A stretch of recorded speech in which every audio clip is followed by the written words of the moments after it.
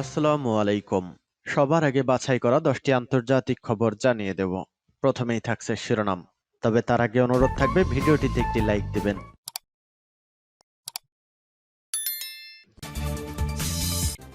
ইসরায়েলে হামলা জোরদার করেছে হিজবুল্লাহ। গাজায় যুদ্ধবিরতি শুরু হচ্ছে, আজ মুক্তি পাবেন 13 ইসরায়েলি জিম্মি। যুদ্ধবিরতির পর আরও 2 মাস হামলা চালিয়ে যাওয়ার ঘোষণা ইসরায়েলের। গাজায় জাতিসংঘ পরিচালিত স্কুলে ইসরায়েলি বোমা হামলায় নিহত 30। রাশিয়ানদের সম্পদ জব্দ করেছে ইসরায়েলি ব্যাংক। এবং সর্বশেষ জানিয়ে দেব, পাকিস্তানের 3 জেলায় বিস্ফোরণে 2 সেনাসহ নিহত 8। শুনছিলেন সংবাদ শিরোনাম, এবারে বিস্তারিত। ইসরায়েলে হামলা জোরদার করেছে হিজবুল্লাহ। লেবাননের সশস্ত্র গোষ্ঠী হিজবুল্লাহ গতকাল বৃহস্পতিবার ইসরায়েলে হামলা জোরদার করেছে। ইরান সমর্থিত এই গোষ্ঠী লেবাননের দক্ষিণাঞ্চল থেকে এসব হামলা চালিয়েছে। এর আগে বুধবার সন্ধ্যায় এই দক্ষিণাঞ্চলেই ইসরায়েলি বোমা হামলায় 7 হিজবুল্লাহ সদস্য নিহত হওয়ার ঘটনা ঘটে। হিজবুল্লাহ বলেছে তারা ইসরায়েলের সামরিক স্থাপনায় 20টির বেশি হামলা চালিয়েছে, এতে প্রাণহানির ঘটনা ঘটেছে। এর মধ্যে একটি হামলা চালানো হয়েছে এই জেইটিমের সামরিক ঘাঁটিতে, সেখানে 48টি কাতিউষা রকেট ছড়ার দাবি করেছে হিজবুল্লাহ। ইসরায়েলের উত্তরাঞ্চলের সাফেদ শহরের কাছে ঘাঁটিটির অবস্থান। সীমান্ত থেকে দূরত্ব প্রায় 10 কিলোমিটার। ইসরায়েলি সেনাবাহিনী বলেছে ইসরায়েলে হামলার জবাবে তারা হেলিকপ্টার ও যুদ্ধবিমান ব্যবহার করে হিজবুল্লাহর অবকাঠামোগুলোতে হামলা চালিয়েছে। হিজবুল্লাহর রকেট উৎক্ষেপণ কেন্দ্রগুলোতেও হামলা চালানো হয়েছে।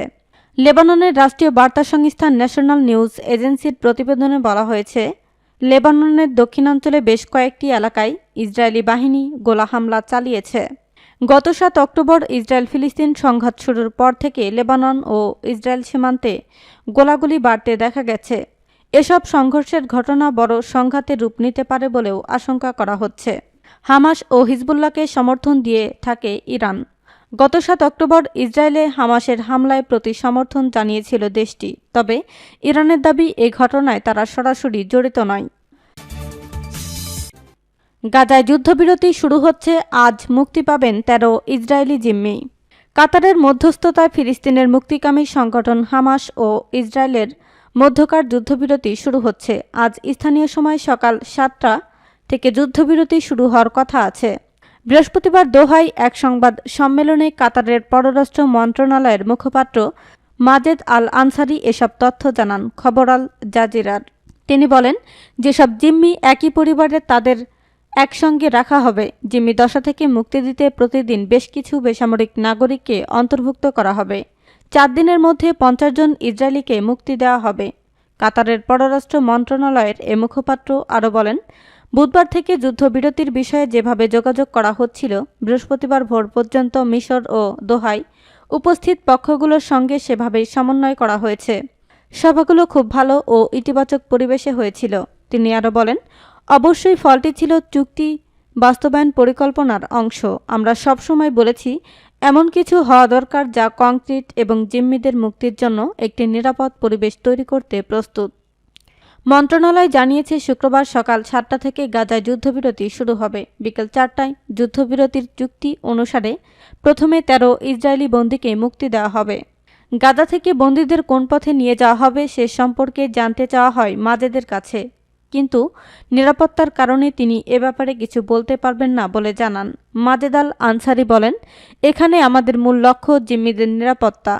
আমাদের অপারেশন কক্ষের মাধ্যমে তারা যাতে নিরাপদ গন্তব্যে পৌঁছায় তা নিশ্চিত করার দিকে আমরা মনোযোগ দেব।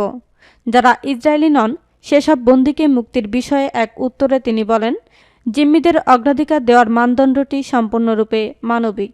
আমাদের ফোকাস ছিল যত তাড়াতাড়ি সম্ভব নারী ও শিশুদের ক্ষতির পথ থেকে সরিয়ে আনা। আশা ছিল এই চুক্তির মাধ্যমে আমরা সবাইকে সময় মতো বের করে আনতে পারব এবং মানবিক বিরতির মাধ্যমে গাজায় মানুষের কষ্ট নিরসন হবে। যুদ্ধবিরতির পর আরও 2 মাস হামলা চালিয়ে যাওয়ার ঘোষণা ইসরায়েলের। কাতারের মধ্যস্থতায় জিম্মিদের মুক্তি ও গাজায় মানবিক সহায়তা প্রবেশের সুযোগ দিতে সাময়িক যুদ্ধবিরতিতে সম্মত হয়েছে ইসরায়েল ও হামাস।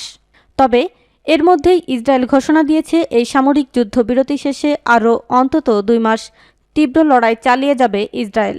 দেশটির প্রতিরক্ষা মন্ত্রী ইয়োভ গ্যালান্ত গতকাল বৃহস্পতিবার ইসরায়েলি নৌসেনাদের উদ্দেশ্যে দেওয়া এক ভাষণে একথা জানান। ইসরায়েলি সংবাদ মাধ্যমের বরাত দিয়ে ব্রিটিশ সংবাদ মাধ্যম দ্য গার্ডিয়ানের প্রতিবেদনে বলা হয়েছে, সৈনিকদের উদ্দেশ্যে গ্যালান্ত বলেছেন, বিশ্রাম নেওয়ার কোনো সুযোগ নেই, শিগগিরই আবার মাঠে নামতে হবে। হামাসের বিরুদ্ধে লড়াই এখনও শেষ হয়নি, এই বিরতি সাময়িক সময়ের জন্য মাত্র। ইসরায়েলের প্রতিরক্ষা মন্ত্রী বলেছেন, এই সাময়িক যুদ্ধবিরতি শেষ হয়ে যাওয়ার পরপরই ইসরায়েলের সশস্ত্র বাহিনী হামাসের বিরুদ্ধে আরও অন্তত 2 মাস তীব্র লড়াই চালিয়ে যাবে। তিনি আরও বলেন, আগামী কয়েকদিনে প্রথম যে বিষয়টি আপনারা দেখবেন তা হলো জিম্মিদের মুক্তি, তবে বিষয়টি নিয়ে স্বস্তির নিঃশ্বাস ফেলার সুযোগ নেই। এটি কেবলই সাময়িক বিরতি। ইসরায়েলি নৌবাহিনীর বিশেষ অভিযান পরিচালনাকারী ইউনিটের উদ্দেশ্যে দেওয়া ওই ভাষণে গ্যালান্ত বলেন, এই যুদ্ধবিরতির সময়ে নিজেরা আবারও সুসংগঠিত হন, বোঝাপড়া তৈরি করুন, অস্ত্র নিয়ে প্রস্তুত হন এবং হামলা চালিয়ে যাওয়ার জন্য প্রস্তুত হন।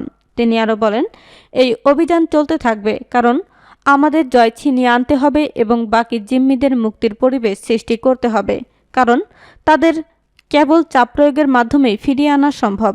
এ সময় ইসরায়েলি প্রতিরক্ষা মন্ত্রী ঘোষণা দেন যে যুদ্ধ আরও অন্তত 2 মাস চালিয়ে যেতে হবে। তিনি বলেন, আমরা প্রত্যাশা করছি আমাদের আরও 2 মাস যুদ্ধ করতে হবে। গাজায় জাতিসংঘ পরিচালিত স্কুলে ইসরায়েলি বোমা হামলায় নিহত 30। ফিলিস্তিনের অবরুদ্ধ গাজায় জাতিসংঘ পরিচালিত স্কুলে বোমা হামলা চালিয়ে 30 জনকে হত্যা ও শতাধিক ব্যক্তিকে আহত করেছে ইহুদিবাদী সন্ত্রাসীদের অবৈধ রাষ্ট্র ইসরায়েল। বৃহস্পতিবার গভীর রাতে উত্তর গাজায় এ নৃশংস হামলার ঘটনা ঘটে। ইসলামী প্রতিরোধ আন্দোলন হামাসের বিবৃতিতে বলা হয়, রাতের আধারে গাজার জাবালিয়া শরণার্থী এলাকার আবু হুসাইন নামক স্কুলে নৃশংসভাবে হামলা চালিয়েছে ইসরায়েলের দখলদার সেনারা। এতে এখন পর্যন্ত 30 জন নিহত ও শতাধিক আহত হওয়ার খবর পাওয়া গিয়েছে। স্কুলটি জাতিসংঘের ত্রাণ ও মানবিক সহায়তা সংস্থা UNRW এর পৃষ্ঠপোষকতায় পরিচালিত হয়ে আসছিল। উল্লেখ্য, আজ শুক্রবার সকাল থেকে গাজায় 4 দিনের যুদ্ধবিরতি শুরু হওয়ার কথা রয়েছে। ইসরায়েলের হামলাটি এমন সময় হলো যখন যুদ্ধবিরতিতে যাওয়ার মাত্র কয়েক ঘন্টা বাকি। এমন মুহূর্তে বিশ্বশান্তি ও মানবতা বজায় রাখতে প্রতিষ্ঠা পাওয়া বিশ্ব সংস্থা জাতিসংঘ পরিচালিত এক স্কুলে অবৈধ রাষ্ট্রটির হামলা আবারও প্রমাণ করল যে ইসরায়েল বিশ্ব মানবতার শত্রু। গাজায় গণহত্যা ও যুদ্ধাপরাধ করছে তারা। এর সুস্পষ্ট প্রমাণ সত্ত্বেও জাতিসংঘ সহ পুরো বিশ্ব তাদের বিরুদ্ধে উপযুক্ত পদক্ষেপ নিতে ব্যর্থ। সর্বশেষ তথ্যানুসারে আমেরিকা ও পশ্চিমাদের প্রত্যক্ষ সহায়তায় বিশ্ব মানবতার এই শত্রুর কর্তৃক গণহত্যায় এখন পর্যন্ত 14,854 জন ফিলিস্তিনি শাহাদাত বরণ করেছে, যার মধ্যে 6,150 জন শিশু ও 4,000-এর অধিক নারী। সূত্র আনাদোলু এজেন্সি। রাশিয়ানদের সম্পদ জব্দ করেছে ইসরায়েলি ব্যাংক। ইসরায়েলের 3টি বৃহত্তম ব্যাংক রাশিয়ান নাগরিকদের অ্যাকাউন্টে থাকা সম্পদ জব্দ করতে শুরু করেছে। আন্তর্জাতিক আর্থিক কোম্পানি স্মার্ট জেনের প্রতিষ্ঠাতা মার্ক ওয়েগম্যানের উদ্ধৃতি দিয়ে ফোর্বস এ রিপোর্ট করেছে। ইউরোপীয় ইউনিয়নের ডিপোজিটরি ইউরোক্লিয়ারের সাথে সম্পর্কযুক্ত সিকিউরিটিজগুলোকে লক্ষ্য করে এই ব্যবস্থা নেওয়া হয়েছে। এর আগে ইউর বৃহত্তম আমানতকারী ইউরোক্লিয়ার দাবি করেছিল যে তার অংশীদার ব্যাংকগুলো ইউরোপীয় ইউনিয়নের নিষেধাজ্ঞা মেনে চলছে কিনা তা নিরীক্ষণের জন্য রাশিয়ার নাগরিককে অ্যাকাউন্টগুলোকে আলাদা করবে। ওয়েগম্যান বলেন, আমরা জানি ইসরায়েলের 3টি বৃহত্তম ব্যাংক এর মধ্যেই রাশিয়ার অ্যাকাউন্টগুলো আলাদা করেছে। ব্যাংক 3টি হচ্ছে ডিসকাউন্ট ব্যাংক, ব্যাংক হাপোয়ালিম এবং ব্যাংক লিউমি। আমানতকারীদের মতে বেশিরভাগ আমানতকারী তাদের সম্পদ সুরক্ষিত করতে পেরেছেন কারণ ব্যাংকগুলো অ্যাকাউন্ট বিচ্ছিন্নকরণের বিষয়ে তাদেরকে আগেভাগেই জানিয়েছে। সেক্ষেত্রে তারা তাদের সিকিউরিটিজ বিক্রি বা স্থানান্তর করার জন্য যথেষ্ট সময় পেয়েছেন। ইউক্রেন যুদ্ধকে কেন্দ্র করে রাশিয়ার উপর পশ্চিমা নিষেধাজ্ঞা আরোপ করা সত্ত্বেও রাশিয়ান নাগরিকরা এখনও স্বাধীনভাবে ইসরায়েলি ব্যাংকের মাধ্যমে বিদেশি সিকিউরিটিজে অ্যাকাউন্ট খুলতে এবং বাণিজ্য করতে পারে। তবে শর্ত হচ্ছে এই সিকিউরিটিজ ইউরোপীয় ইউনিয়নের এখতিয়ারের বাইরে থাকতে হবে। সূত্র পার্স টুডে। পাকিস্তানের 3 জেলায় বিস্ফোরণে 2 সেনাসহ নিহত 8। পাকিস্তানের খাইবার পাখতুনখোয়া প্রদেশের উত্তর ওয়াজিরিস্তান, দক্ষিণ ওয়াজিরিস্তান ও বাজাউর জেলায় কয়েকটি বিস্ফোরণের ঘটনায় 2 সেনাসহ 8 জন নিহত হয়েছে। বুধবার ঘরে তৈরি বোমা আইইডির পৃথক এসব বিস্ফোরণের ঘটনায় আরও বেশ কয়েকজন আহত হন। পাকিস্তান সামরিক বাহিনীর আন্তঃবাহিনী জনসংযোগ এক বিবৃতিতে জানিয়েছে, উত্তর ওয়াজিরিস্তানের রাজমাক এলাকায় একটি আইইডির বিস্ফোরণের নিরাপত্তা বাহিনীর 2 সেনা নিহত হন। দক্ষিণ ওয়াজিরিস্তানের ঘুন্ডি এলাকায় আরেক বিস্ফোরণে স্থানীয় এক নৃগোষ্ঠীর নেতা আসলাম নূর, তার 8 বছর বয়সী ছেলে এবং অপর একজন নিহত হন। দক্ষিণ ওয়াজিরিস্তানের ডিসি নাসির খান পাকিস্তানের দৈনিক ডনকে বলেন, বোমাটি একটি দোকানের ছাদে রাখা ছিল। নূর দোকানে আসার পরপরই সেটির বিস্ফোরণ ঘটানো হয়। নূর একসময় বিদেশি জঙ্গিদের বিরুদ্ধে লড়াই করেছিলেন। ওই লড়াইয়ে তার বীরত্বের জন্য 2021 সালে তাকে প্রেসিডেন্ট পদক দেওয়া হয়েছিল। এদিকে বাজাউর জেলায় 2টি পৃথক বিস্ফোরণে জেডআইএফ এর স্থানীয় নিহত এক নেতার ছেলে সহ 3 জন নিহত ও আরও 3 জন আহত হন। স্থানীয়রা ও পুলিশ জানিয়েছে, জেইউআইএফ এর প্রয়াত নেতা মাওলানা আব্দুল সালাম হাক্কানির ছেলে আব্দুল সাত্তার একটি জানাজা শেষে ফেরার সময় মামুন্ড তেহসিলে বোমা বিস্ফোরণে নিহত হন। তার সঙ্গে আরও 3 জন আহত হন। আহতদের হাসপাতালে ভর্তি করা হয়েছে।